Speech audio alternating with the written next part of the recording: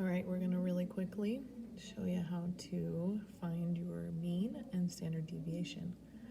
So if you go into your Google Sheets, start on this column and go to your data, and you should be typing in 38 pieces of data because you should have asked 38 people.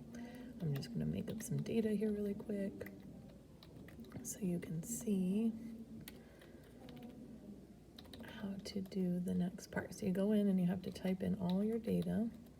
Let's just say I typed in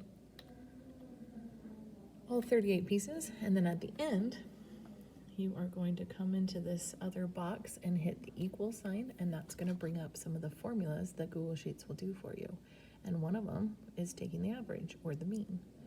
So if you click on that, you may have to go through and highlight all of these after you click on it. So like if I go back to this, and let's say it didn't highlight those in orange, I might have to go through and highlight it, but this one did it.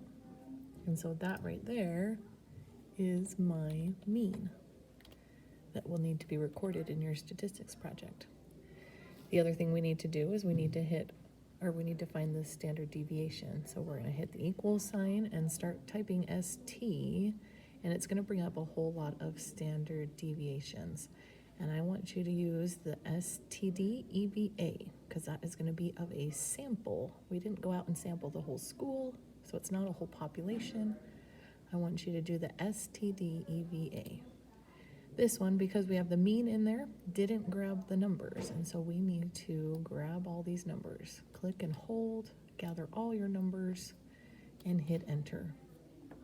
And that is our standard deviation.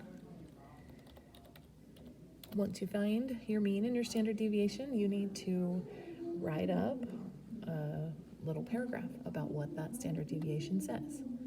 You can definitely round these to the nearest whole if that helps you explain them, but standard deviation should kind of tell me how far away from the mean my data generally is in a standard way, in an expected way. And so if you look at my mean, that's like the middle, and my standard deviation should kind of be telling me how close these other ones are to it. If you have an outlier, maybe it'll be 3 or 4 standard deviations away. So good luck. After you watch this video and you still have questions, let me know.